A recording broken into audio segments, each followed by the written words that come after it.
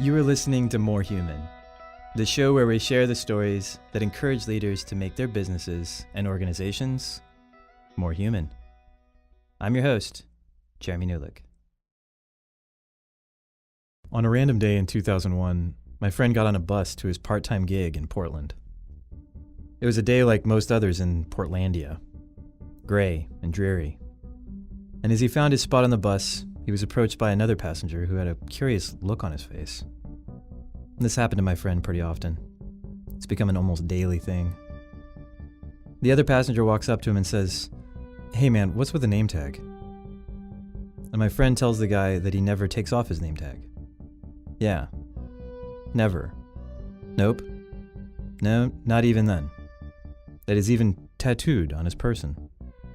Now naturally, the passenger wants to know why. Again, something my friend is used to hearing. "Oh, I wear this thing all the time to create a more approachable sort of space," my friend says. "It makes people more willing to open up and share. I actually just wrote a book about it." And the fellow passenger is compelled by this reasoning. He's really interested in the book. He hands my friend his business card. And my friend never sees that guy again. Weeks later, my friend receives a phone call from the lifestyle editor of the Portland Tribune. Turns out the passenger on the bus was her boyfriend. And she wants to ask my friend a few questions, maybe do a little story. Within a week, my friend's smiling face is on the cover of the lifestyle portion of the Tribune. And there he is, a 20-something, standing there wearing his name tag. Within a month, he's being interviewed by Anderson Cooper on CNN. And under his face on the screen are 3 words: name tag wearer. Fast forward a few years, he is on 2020, The Today Show, and NPR. He's highlighted in Entrepreneur Magazine, USAToday. And as days go by, he's making his living, essentially wearing a name tag. He goes on to publish multiple books across personal, professional development topics. He speaks to hundreds of thousands of people in corporate and organizational leadership. He even has a TED Talk. He writes, creates, and performs rock operas, publishes meditative guides, counsels entrepreneurs on their inventions, launches a multimedia onslaught, all from wearing a damn name tag. Now, this may seem silly to you, like something out of a Seinfeld episode, and it seems that way because it is. Nearly 20 years of wearing a name tag every day, and that's how you make your living. I mean, only in America, right? But something fundamental to understand about my friend, Scott, is that by putting his name out there, he essentially put himself out there. And that has accelerated his life in ways that would otherwise be invisible. And as a result of some silly decision he made as a college student, he's gathered an understanding of human beings that is as complex and layered as his own artistic expressions. He has tested out what it really means to be human. It is in pursuit of those insights that we gave Scott a call. And from his home in Brooklyn, we started where a lot of talks start with Scott. How many days has it been? So it's been 18 years, 6,425 days. I imagine over that span of time, I mean, there's no way to run like you don't have a control group for your life, unfortunately. So you wouldn't know what your life would be like had you not done such a thing for so long. But I would imagine that the complexity of human experience you've had has been maybe much more sort of diverse than what most people have had as a result of your decision. I mean, have you ever played with scenarios of like, what would your life be like had you not started doing the thing? Oh, sure.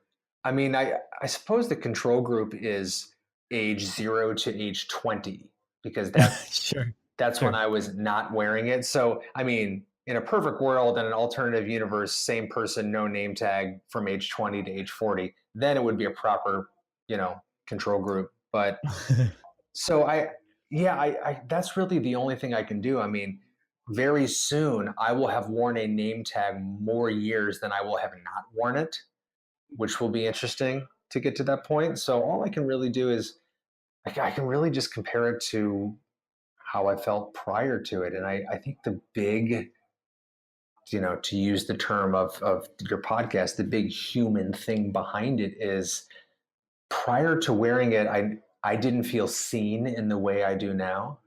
And the way that instantly, the moment I put it on, and then still to this day, not every time, but a lot of the time, people see me differently, for better or for worse. But I also see them differently, and I think that's the big thing, man. There's something very quantum physics about it, like the whole idea of the observer effect, that particles only come into existence when they are witnessed.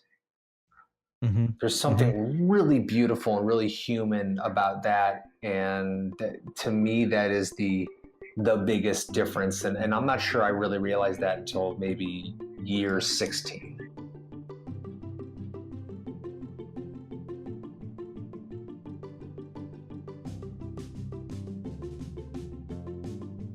It's not just wearing a name tag. Obviously, you like quantify, if you can, the amount of sort of the work you have done as a result of the decision. You began publishing, you began writing, you've published I don't know how many days in a row. I'm sure it's insane. Yeah. And you've written a number of books. You embark on all kinds of projects. Was the catalyst for a lot of this? Well, two questions. First is like, can you quantify some of those? I'm sure you can. You tend to focus on that. And secondly would be, to what degree is the name tag the catalyst for setting all that in motion? Sure. I mean, yeah, I can quantify it. Probably by the time this podcast comes out, it will be different. That's just how much stuff I put out there. I can't help myself. So there's like 38 books. There's 8 musical albums. There's 3 movies, blah, blah, blah. I can go on and on, measuring my writing dick if you really want me to. But, there's a lot of stuff out there. And what I'm proud of is that the name tag certainly allowed me to have a thematic sequence around what I was creating and a brand that tied it together. But this was not a new thing. I've always been a really prolific guy. It's kind of insane, but like I put out an album when I was 18 because I've been playing music for a long time. My first album was a double album. That's insanity. Like who is pretentious enough to do that? Like it wasn't even that good, but you know what? Like I always say, it doesn't have to be good. It just has to be yours. So it's interesting. It was mine. That's all I cared about. I owned it. I made it. I don't care if anyone listened to it. It was for me. And that was years before I even wore a name tag.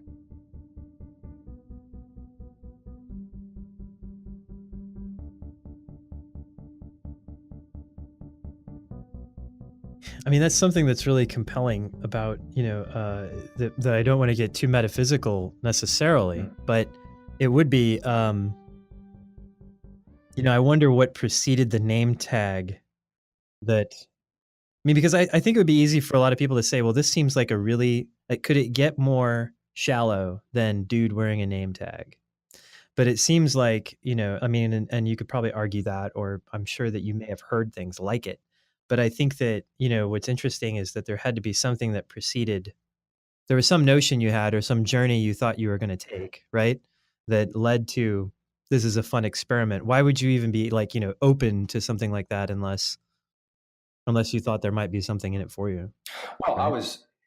When I started doing this, I was just incredibly lonely and isolated because of my own volition. And for the first 2 years of college, it was lonely. Like I had some friends, but I really struggled with it. I had a long distance girlfriend the first year and a half of college, huge mistake, and alienated myself and really struggled with that. And so to be able to wear a name tag randomly one day and realize that all of a sudden I'm not lonely anymore. I'm like, why would I ever not do this?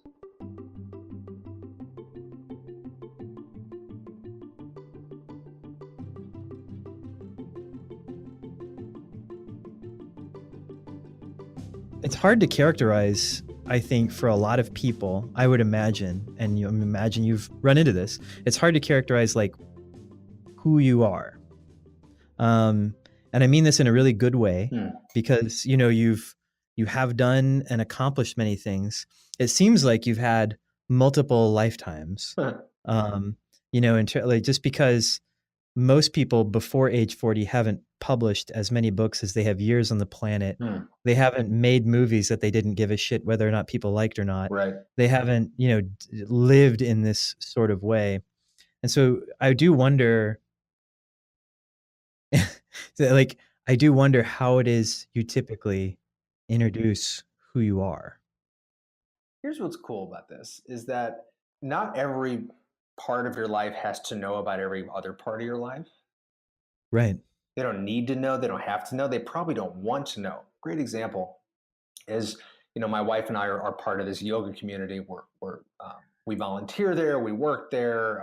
You know, we're a big part of the, you know, the program, and we do yoga there too. And I mean, I see people every single day that they know nothing about me, but we talk all the time. We have this nice connection over like mutual suffering and sweat, and we know each other's names, and we talk about yoga, but that's it. And it's really great. It's nice to have this.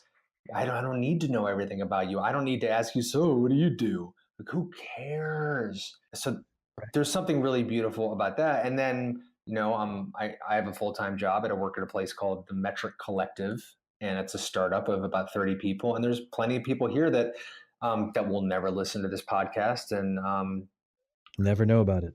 right. And they know I wear a name tag because I see them every day at work, but they probably are never going to see my TED Talk. And I'm totally fine with that, because when I'm here, I'm focused on being the person I need to be here to be useful for everyone on the team, and to be that person. So I like being more than one thing. I think that people almost need permission to be more than one thing, because it sounds like the thing that our parents and teachers told us that we should focus, and we should Specialize, right? we should pick a major. I'm like, Yeah. I minor in everything. That's my thing. I like to minor in stuff, and it's okay to do that. So in terms of how I introduce myself to people, I don't know. I mean, sometimes I just say, if it's work, I'll just say writer, because it's the easiest thing to say that has the fewest follow-up questions. It's just great. And your years of human dynamics and wearing a name tag and really opening yourself to other people and being part of a community, the answer you give is the one that provides the fewest like possible questions as follow-ons. Well, that's great. Yeah, and part of that is just because I don't want to get into it. It's, you know, if someone says, "What do you do?" Like, what would I rather say? Like, conversation A, I say, "Oh, I'm a writer." "Oh, cool. What do you write?" "Oh, you know, books, articles, all kinds of stuff." "Oh, cool, great." End of conversation. That was a nice exchange. "So, Scott, what do you do?" "Well, 6,425 days ago." And like, hang on, let me get my slide deck and do my TED Talk for you in 4 minutes, and then never talk to you again. I'm like, and so I just say writer. I also say writer because I'm proud of that, and I like saying that, and it is the fundamental of everything I've ever done. So I'm not a writer ever, and I can't go wrong saying that.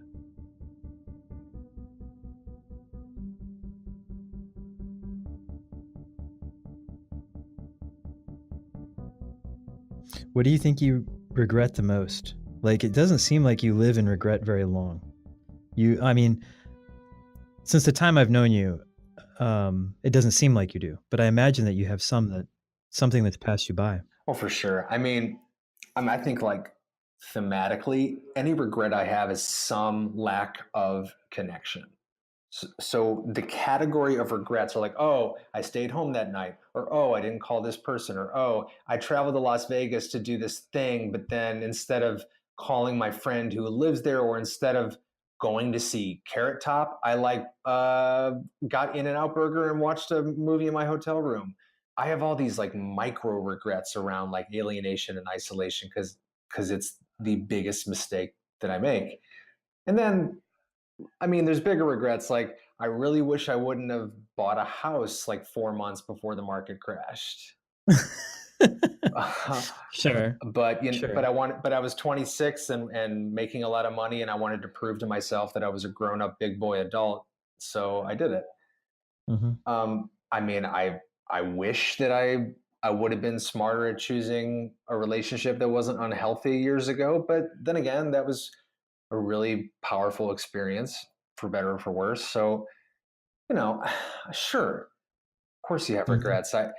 To me, the whole thing, it's not regret or not regret. I don't think it's a binary thing. I think Hmm. it's like, can we not prosecute ourselves for crimes past?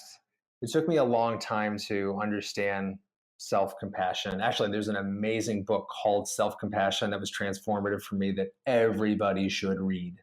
And yeah, so a combination of a lot of things, I learned how to kind of reframe it cognitively and to forgive myself. And there's some very basic mantras and things that I say. Like I was just saying this a minute ago, like the best thing you can say before you start rating yourself is of course. Mm. So of course you missed the train by 30 seconds. Of course he's like, of course you got to the interview 10 minutes early, but then realized you were uptown instead of downtown. Of course this just happened because of course, because you're human and this is life and this is part of the deal. So like little things like that have really allowed me to love myself anyway when I do dumb shit.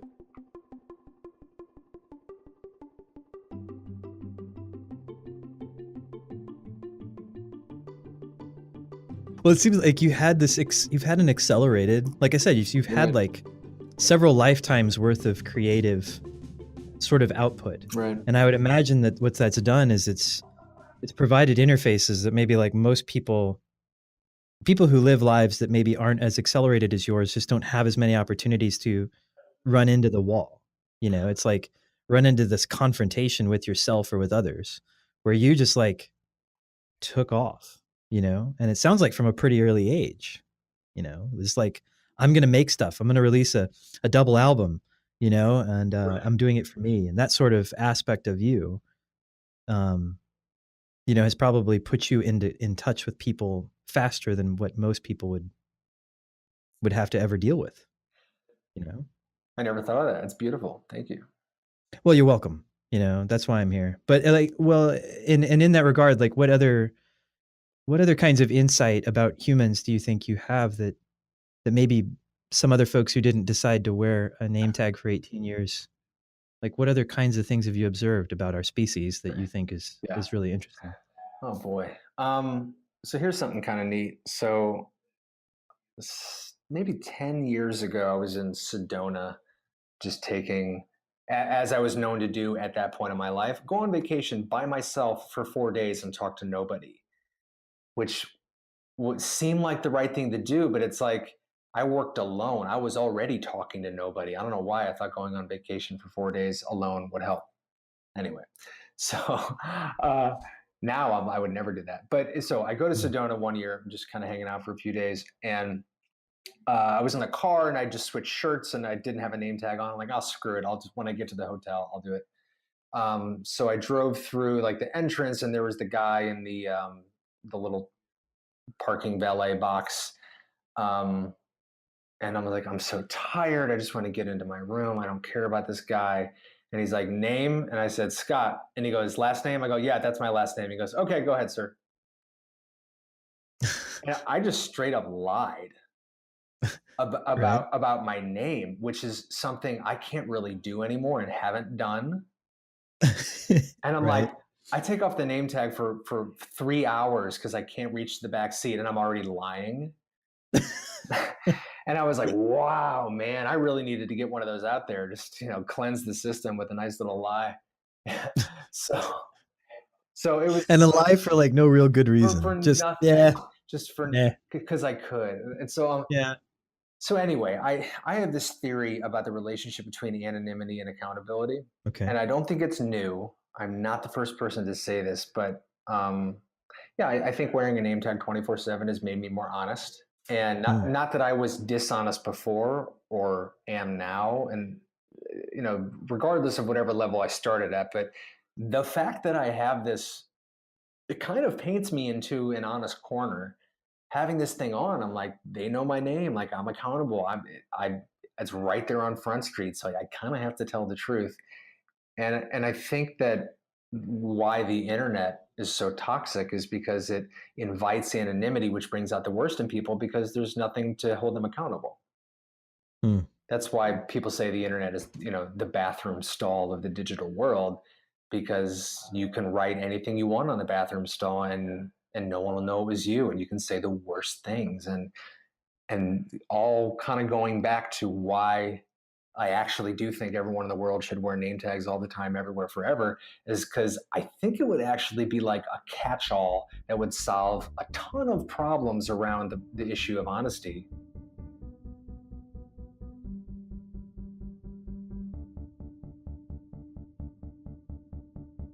This podcast is mostly for leaders who are trying to get people to, support them in their vision, or they want to make something new in the world, and they'd hoped that the systems they create are somehow more human. And so that's why we thought it would be really good to talk to you, because you have really cool insight about human beings just from your own sort of meandering, crazy experience, but also just because of who you are. Right. Um, and so in your time of, I guess, more directly in your time of dealing with people at organizations, I know you've gone and you've talked to folks and you've actually done some workshops and some other, group work with leaders at organizations.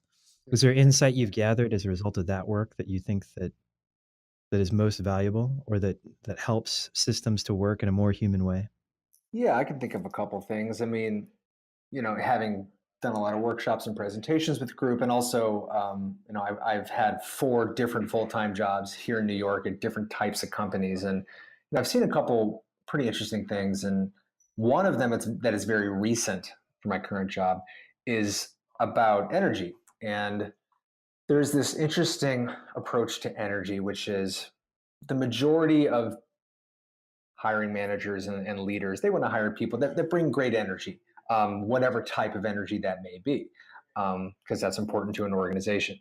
But something that the person who interviewed me asked about, and then he and I have talked about this a lot, which is, not only can you bring energy, but can you create energy when there is none naturally?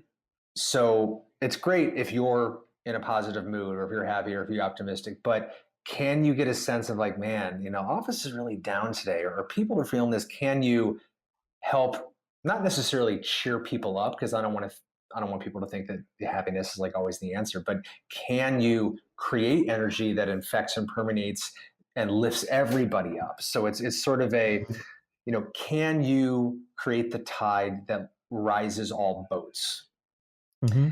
And this is something that I'm not quite sure I had a sense of from an operational perspective until I started really kind of working in offices and organizations and companies, that's a thing. Not everyone cares about that. Not everyone does that. Not everyone even thinks about it, but it's important to me. And so I try to have a good sense of how that works. I try to think, all right, you know, not just my attitude, but taking a sense of other people's attitude, and how can I connect with that, um, and learn with that in order to sort of improve the overall system.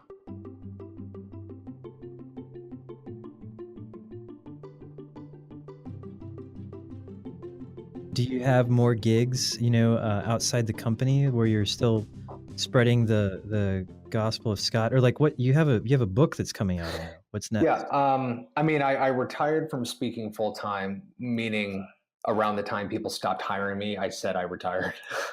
So That's it, convenient. That's good timing. Shoot, Good timing. amazing timing. So I probably give 3 to 5 speeches every year. That's it.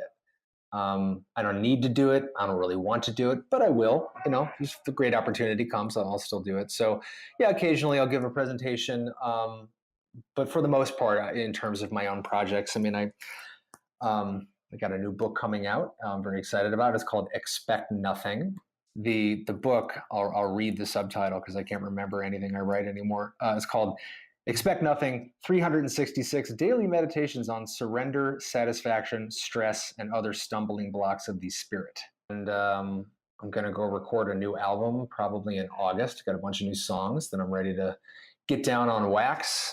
And by wax, I mean digital. Right? Digital Yeah. wax. And then I do a game show called Steal Scott's Ideas. It's a game show podcast about innovation and product development, and it's really fun, and I love doing it. It is. It's this wonderfully improv comedy sort of thing that you do along with it. Yeah, it's a big hoax, and I basically did it as an excuse to see my friends more, because as we get older and as people get married and have kids and have lives and blah blah blah, it's hard to see people. And especially in New York, people do all this like friendship math. What's like, oh man, you live in the Lower East Side, Friday at 9, I'm not gonna go there. I won't get home till 2. No. So my wife and I, we kind of created this project around, we invite people over to our house, we cook them dinner, and then we record an episode of the game show, all of us together. And it's great. It's like community, it's fun. It's nice to do projects that involve other people and not just me sitting in like a corner typing. So it's this co-creative thing. And my wife is like the guest star in every show, and we just act like idiots, and no one listens to it. And it's not going to be on NPR. Ira Glass is not going to bang down my door and say, you're going to be the next Serial. It's just this thing we do, and we document it. And it's really goofy and funny and sort of mischievous, which I like. Scott may be onto something when it comes to his ideas about mischief. That idea of play and imagination in the human condition acts as a panacea to something like imposter syndrome. At least, it appears to have done so for Scott. It's interesting that a story about a person who would do a particular and seemingly random behavior for almost 20 years is a story about reinvention. And while wearing his name tag can be a source of eye rolls for some, Scott's diligence and his commitment to creating meaningful connections with people has led to some of the least likely and most compelling sorts of outcomes. And it's this insight that has implications for you. If you're hoping to inspire other humans to find something playful and even mischievous in their daily lives, it's an invitation to explore what's possible. I mean, what does it say about the human condition that the latest book for a person who has had Scott's adventures would be called Expect Nothing? Now, if you want to read that book or learn more about Scott and any of his latest adventures, you can check out our show notes, or you can go to hellomynamesScott.com. This has been More Human, a production of the Be Human Project. Editing and sound design by Khalees Walker, with art direction by Steph Sabo and Kessler. It's hosted by me, Jeremy Newlick. We record and produce this thing at our studio at Big Wide Sky, a human business consultancy. To subscribe to More Human, search for More Human anywhere you subscribe to podcasts. And to learn more about the Be Human Project, or if you dig what you heard today, check out our website, behumanproject.net, and visit often. We love humans.